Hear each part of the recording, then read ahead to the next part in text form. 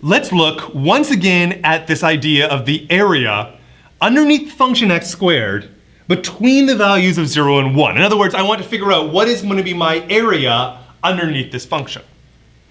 Now, what we've seen before is a couple things. First of all, we saw that we could approximate this by the sum of the areas of a bunch of different rectangles. And then we've seen sort of philosophically that the idea is that we're going to allow the number of rectangles to go to infinity. It's going to give a better and better approximation. But now what I want to do in this video is use that idea, approximating by rectangles, and taking the limit as n goes to infinity to actually get a value for this. No longer an approximation, but an actual number for it.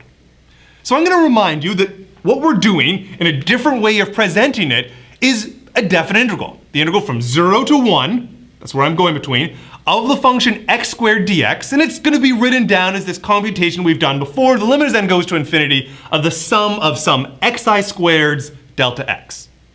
And what I need to do to actually compute this thing, to actually make this thing be a number like 7 or 2 or whatever the number is going to be, we'll have to figure it out, is I need to determine what is the delta x.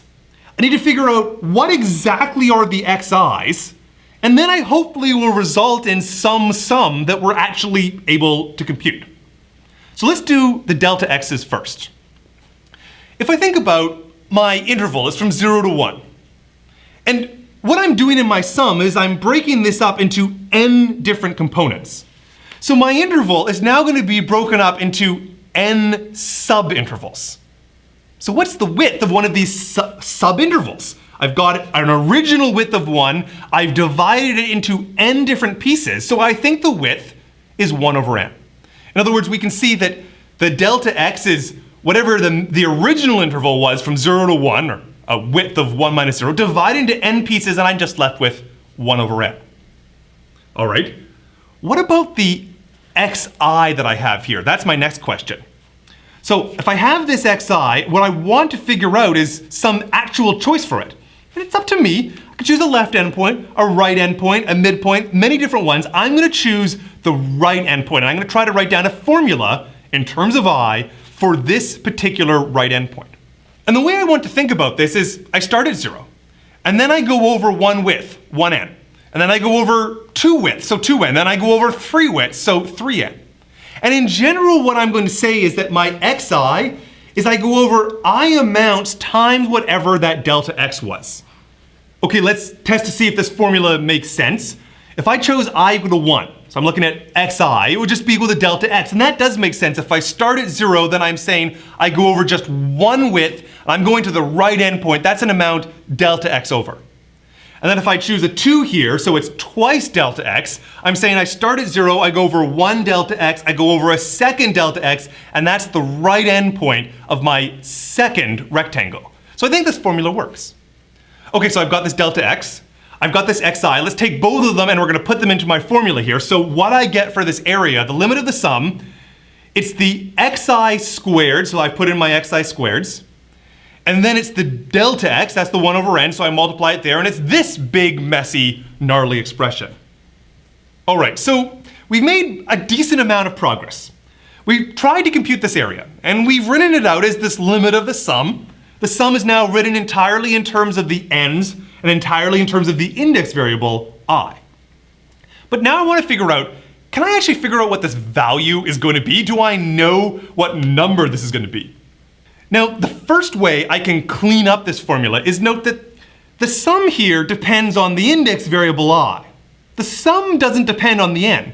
So I have a 1 over n squared here, I have a 1 over n. I can pull all of those n's outside of my summation. In other words, I can clean it up and say it's the limit as n goes to infinity of 1 over n cubed times this sum from 1 up to n of I squared. Okay, so what's the sum from 1 up to n of I squared? Now, I'm going to cite a fact for you, and I'll put a link in the description of where you can go and find a proof for this, but the fact is this. That sum, the sum from 1 up to n of I squared, is just equal to this nice expression, n times n plus 1 times 2n plus 1, all divided about by 6. You can prove this with something called mathematical induction. And it's not really a part of calculus, it's sort of an algebraic proof. So I'm going to pull out this fact for you that we have this here, and I'm going to use that to help me evaluate what I have right here. Indeed, I can say it's the limit as n goes to infinity of 1 over n cubed, and now I've just replaced my sum with this result here that I've claimed from my fact. All right, so let's actually try and compute this limit. This is a limit that we should know how to do. It is a polynomial on the top and a polynomial on the bottom. And we can ask, if we're taking a limit at infinity, what's the highest power on the top and the highest power on the bottom? The bottom is pretty easy, just n cubed. And on the top here, well, there's an n plus 1, and there's a 2n plus 1. So if I just look at the multiplication of those out, the highest power is going to be n cubed. And its coefficient is 1, 1, and there's a 2 here. So it's a 2n cubed on the top. And then factoring in the divided out by 6 that I have, what I get is that this is just the limit as n goes to infinity of 2n cubed on the top, 6n cubed on the bottom. My n's cubed are going to go away. The 2 over 6, last time I checked, was just equal to the value of 1/3. And now we have an answer. This is the first time in the last couple videos that we've actually managed to figure out what was the area underneath the curve x squared between the point 0 and 1. And notice that while we were doing rectangle approximations, if I use 5 rectangles or 10 rectangles or 100 rectangles, I could compute them all out on my calculator. That would be possible. And you get a value that might be close, but it wouldn't be the exact value.